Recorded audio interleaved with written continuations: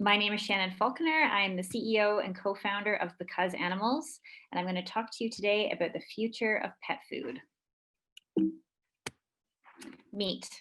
It's the central ingredient in pet food.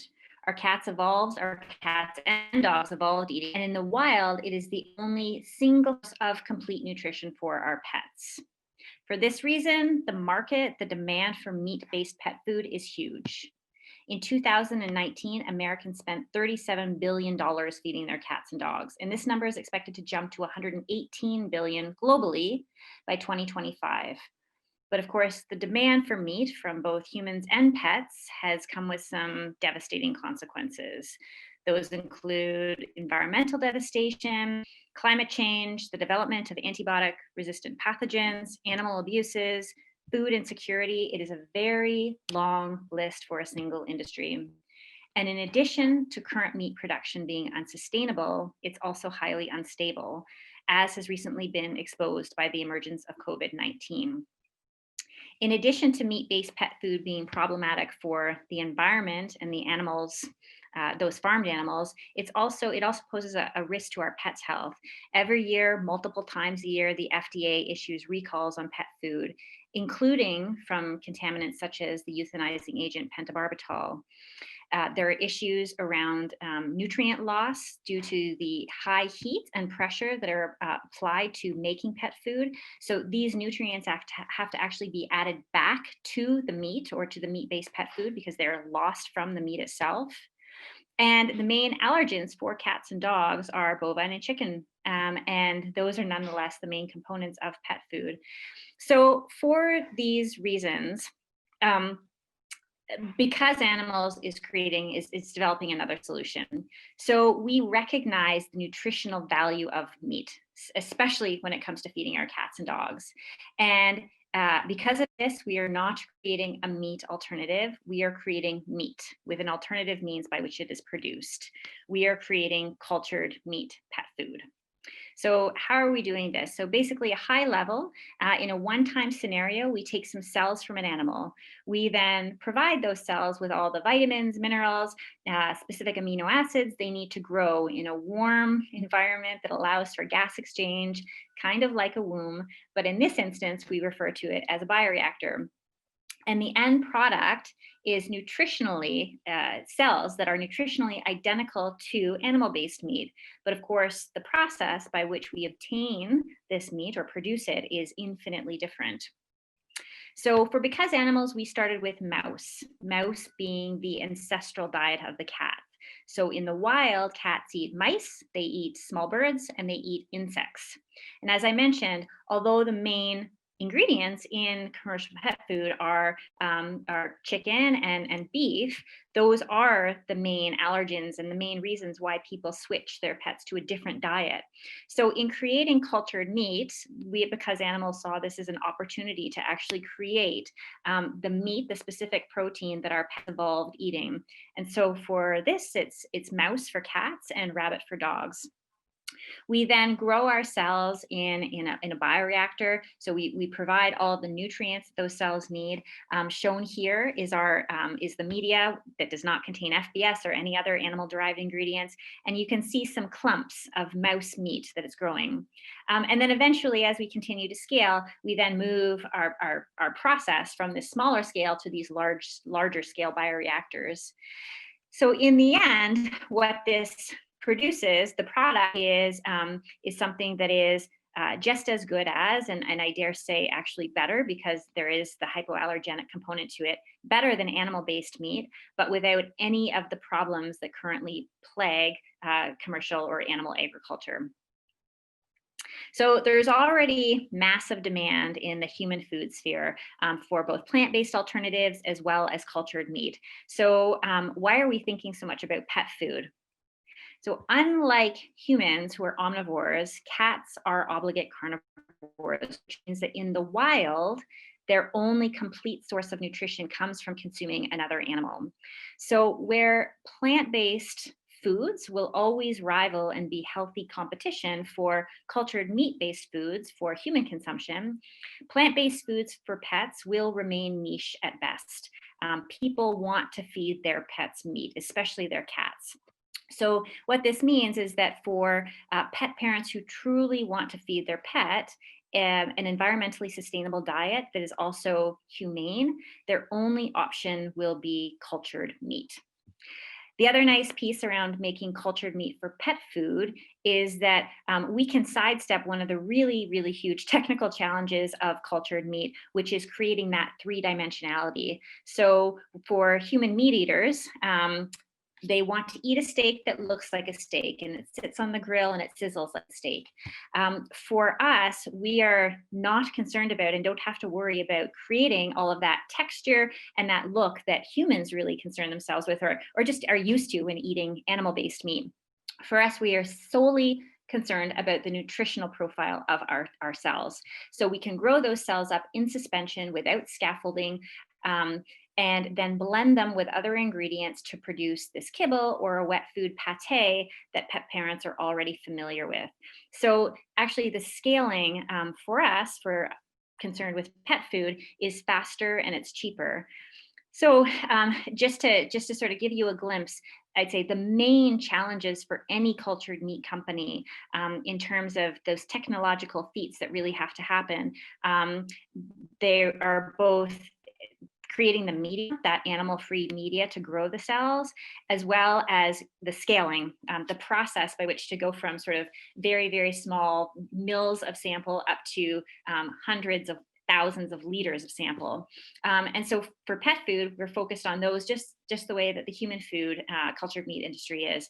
However, there's also this really significant component, scaffolding, which we don't have to concern ourselves with, which is quite nice for us.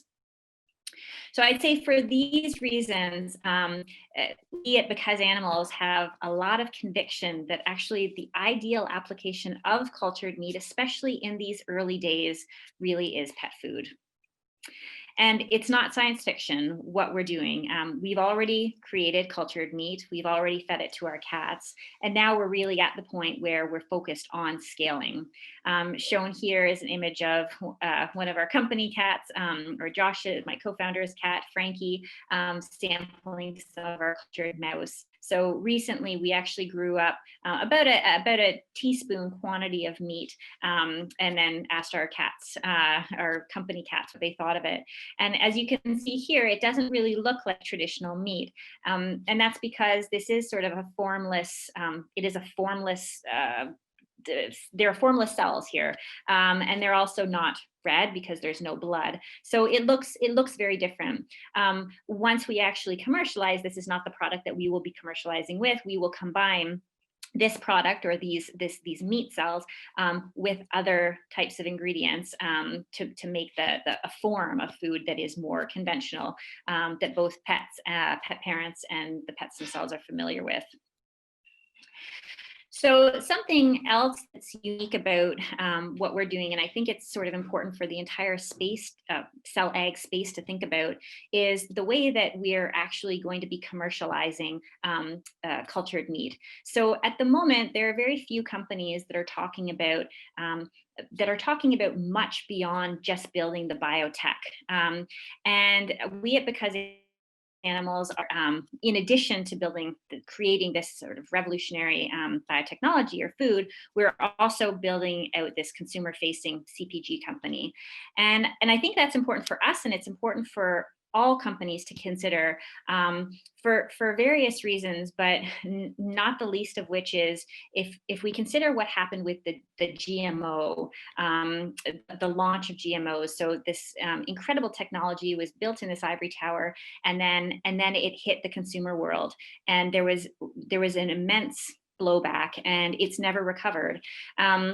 And so what we're trying to do at Because Animals is basically create a brand and bring customers along the journey of the creation of cultured meat, and to sort of be transparent about the process. So what we started with is creating these early non-cultured meat products, but nonetheless cultured products. So we are offering a probiotic-based supplement for cats and dogs, as well as a nutritional yeast-based cookie for dogs.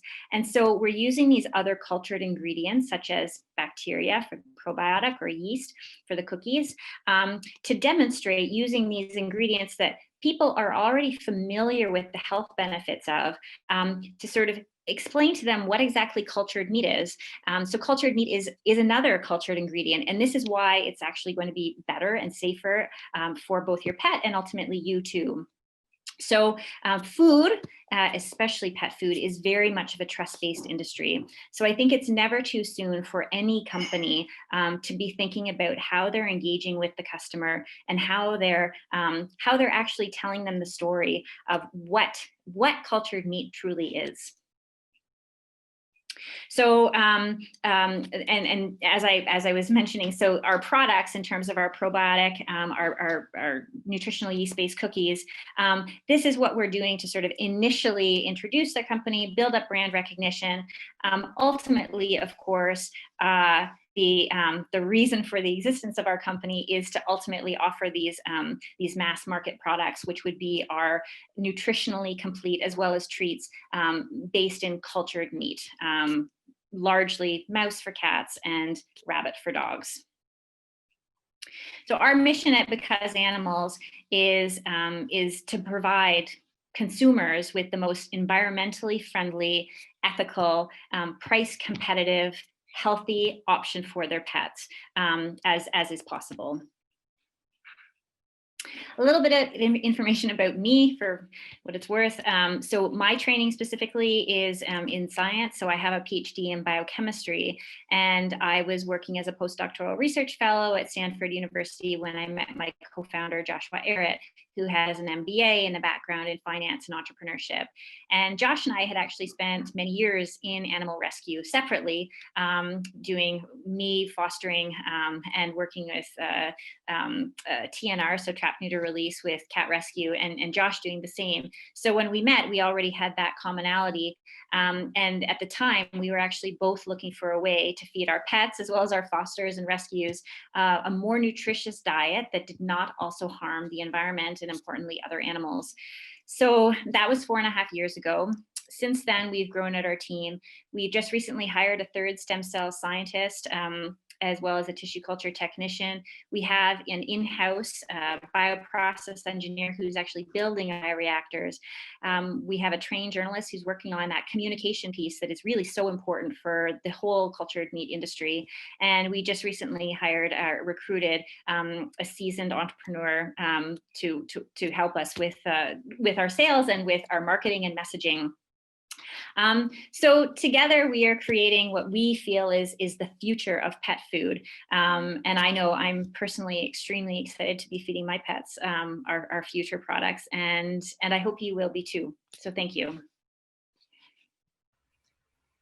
Great, thank you for that. And really seeing that picture of Frankie eating that cultured meat was kind of like a glimpse into the future. So that was really cool.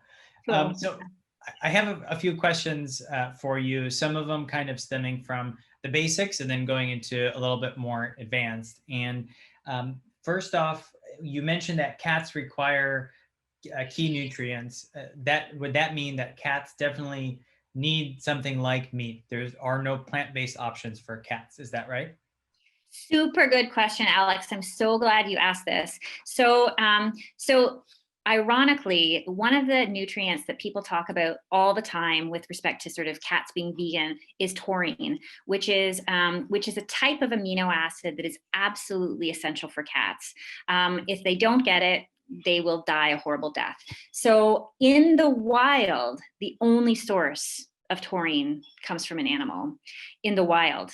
Ironically, though, the current commercial pet food industry relies on synthetic taurine to fuel, sort of to fortify its food. So the process of current commercial pet food is made from something called 4D meat, which comes from animals that are dead, diseased, dying, and disabled. So basically, they're animals that have never made it to slaughter. Either they've died of dehydration or disease or infection. So ultimately, all of this large fraction of animals that don't ever make it to the human food supply chain, and it is very considerable, between 20 and 30%, these this would be a huge loss to the factory farming industry as a whole, right? If then these animals had to be basically disposed of as biohazardous waste, it would be incredibly costly, and it would not be financially viable for the current commercial industrial farming industry. So instead, these animals are sent to these carcasses are sent to something called a rendering facility. And so at this point, when they're there, the meat is actually there's a lot of pathogens growing on them. And so the way that this meat is processed, it's subjected to high heat in pressure in order to just basically sterilize it. Doesn't always work, which is why you get recalls from time to time, bacterial recall due to bacterial pathogens. But this meat is sterilized. So what happens then, taurine being a very, very water soluble molecule, is that it's lost from the meat by and large. So by the time this meat actually gets to the point of manufacture in pet food, a lot of those key nutrients, for example, like many of the B vitamins, taurine, as well as other key nutrients, are actually not in the meat anymore. So the only real nutrient that meat in commercial pet food is providing is just protein. Now, protein it's a string of amino acids. And although the composition of amino acids in meat the ratio tends to be very different in meat than, for example, in plants, these amino acids, nonetheless, they can come from many, many sources, including microbial sources. So it's entirely possible to create a vegan cat food. And in fact, the commercial pet food industry is the prime example of how this is possible, because they've already included all those nutrients back. Nonetheless, people want to include meat in their pet's food. So we just can't get around that. So vegan pet food, or vegan cat food specifically, it's just too difficult to convince the customer that it would ever be healthy and safe. So we'll give them what they want, which is meat. And it's better because our meat actually contains those nutrients naturally, because it doesn't come from a rendering facility. Great, super interesting. And in addition to in addition to the nutrients, we have a question about taste and texture. So the question is, how important is texture and flavor for pet food cultured meat? And will animals recognize that the meat is as meat when they eat it, or is it just something that they like and it tastes good? Will they know it's meat? So good question. So I think that would depend on whether or not if we were to say we're going to create meat for folks who are feeding their pets a raw diet, which is just basically just like literal meat, then yeah, our product would be insufficient because it doesn't have all of the texture. But for the vast majority of people who actually feed their pets either a wet food or a kibble, so texture and taste are incredibly important for pet food, but in a very different way than it is for humans. So it's actually sort of the texture and the shape of the kibble is important, but it has nothing to do with the meat. Sort of the wetness of the pate is important, but it has nothing to do with the meat. These are other elements that, yes, they are very, very important for cats and their interest to eat it, but it's not meat specific. And in fact, because of this reason, as I mentioned, a lot of the nutrients are lost from the meat during that high pressure and temperature process. A lot of the nutrients, but a lot of also the flavor compounds. So the compounds that make meat taste like meat are also lost. So for pet food, commercial pet food, what ends up happening is specific ingredients, often plant-based. Sometimes it's also animal fat just is added back to the food to make it taste and smell appealing to cats. But it's not necessarily meat specific. So shifting gears to a little bit of the research, and there's two questions that I'll kind of merge into one, and that's related to using mice. So how big of an advantage is kind of creating cultured meat with mice, since there's already research in the field? And to paraphrase, what was it an advantage to work on mouse meat rather than going to other types of meat? Because a lot of research is being conducted with mice anyways, and there's a lot more information available than most other species. Is that true? And how big of an advantage is that? Yeah, it's exactly right. And so the sad reality for mice is that they are the model organism for biomedical research. So in terms of the mammalian world, we know more about mice. Mice genetics, biochemistry, metabolism, physiology. We know more about mice than we do about any other mammalian species. So that's a sad reality, but we are able to leverage what is currently known in this deep literature, and just in terms of being able to leverage that to work with our own tissue, and to basically, as we're working towards for example, developing our media that's very, very specific to growing our cell line without any animal products, as it relates to scaling our product. Yeah, we do have an advantage because we do have this deep literature that we can pull from. We talked a little bit about marketing and branding some of the products in the pre-cultured meat phase, but what kind of information do you have about consumer perception as it comes to cultured meat for pet food? Is there any Mhm. data that you've been collecting on that? Is that ick factor there for pet parents? Anything, any insight on that? It's really tough because, before there is a commercial product, it's just really difficult to get the numbers. So we've been doing our own polling.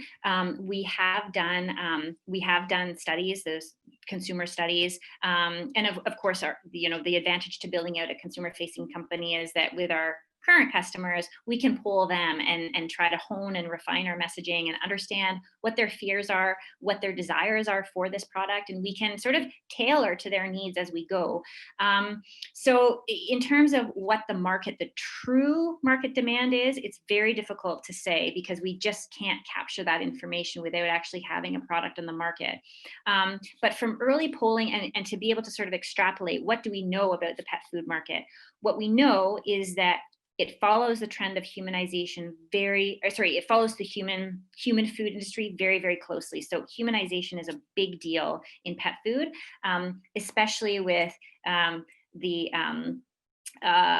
Gen Zers and sort of the younger folks on the scene. So who are not necessarily having two-legged children, they would be having sort of their four-legged furry children, or at least before they have their two-legged children. So what is incredibly important. So the market for pet food, actually only the premium and ultra premium is the only actively growing segment of the market.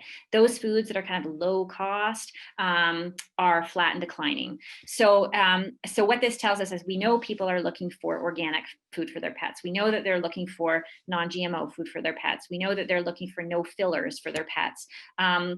We know that they're looking for natural, whatever that means. And so although initially cultured meat is not, when somebody conjures up the idea of cultured meat, it doesn't sound natural. But that's one thing that we're trying to sort of overcome by saying, actually consider that our product, it doesn't contain antibiotics or growth hormones that are typically used to produce animals in animal agriculture. Our meat does contain all of those nutrients naturally without the addition of those sort of synthetic supplements after the fact. So I think it's sort of, it's a push towards redefining what all of us think of as natural as well.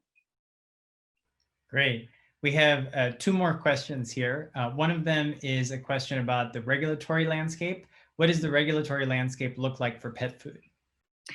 Yeah, that's a good question, and it's one that I would love to know the answer to. And so pet food is kind of like it's an interesting area. So pet food is sort of, I say, pseudo regulated because it's not an official regulatory body, but there's this body in the U.S. called the Association of American Feed Control Officials, which and they actually physically have a book. Actually, I have it here. So it's called AFCO. And in this book, they provide a list of all of the ingredients that are permitted in pet food. And this group is comprised of a number of stakeholders, including the FDA, I'd say, as being the most important. So typically when any company says we want to bring a new product or a new protein source specifically to market, there's a couple of ways that you can do this. The main ways would be either you file for an AFCO petition to actually go through AFCO's process to confirm that this product or this ingredient is safe. It's a long process, and to be frank, it's not very easily, it's not one that you can navigate very easily. Even our attorney, who works very closely with them and specializes in bringing alternative proteins to pet food, agrees that it's very difficult. So the other way to do it is actually just to go directly to the FDA. And so for us, we will be submitting an FDA, basically GRAS. We'll be looking for GRAS status for our product. So in that way, it's similar to what humans are doing. People whose cultured meat is intended for human consumption. Mm-hmm. Great. And so the last question I have is regards to any plans to potentially move over to human food in the future, perhaps under a different brand name? No, there are so many companies. Every cultured meat company is focused on human food, and I think they're doing a pretty good job. And so there's absolutely no reason for us to try to compete in that space, especially because we're really pet people, and I'd say, although, for the reasons that I discussed, I think pet food is a really good application. And for somebody who's, myself and my co-founder starting this company, it's very much, we're a mission-based company, to take animals out of the supply chain. And although it's true, the majority of calories, animal-derived calories, are consumed by humans. There's another very significant portion that are consumed by our pets. And you've probably heard this because lots of people cite it, but a relatively recent study showed that between 25 and 30% of the environmental effects of the factory farming industry are directly attributed to the foods that Americans feed their cats and dogs. And so, before I started digging into this, also was under the impression, as a lot of people are, well, pet food, it's okay to feed our pets these animal byproducts, even if we are vegans or vegetarians, because this would just go to waste otherwise. It's true, but the reality is we have to consider how much that basically what those dollars do in terms of keeping the factory farming industry afloat. And if we think about just the sheer number of animals and the amount of money that goes into pet food and allows this industry, animal agriculture industry, to stay afloat because they're able to sell all of these dead, diseased, dying, and disabled animals, then this really continues to fuel an industry that would otherwise be crippled. So we're targeting it from an angle that is not one that people often consider or look at as being significant, but it definitely is. So yeah, we'll stick with pet food. Great. And thank you so much. And if there are any other questions, we're going to have the questions for speakers Slack channel open. So throughout the week, if you have any questions, you could drop them in there. But otherwise, thank you very much. Thanks a lot, Alex. It was fun.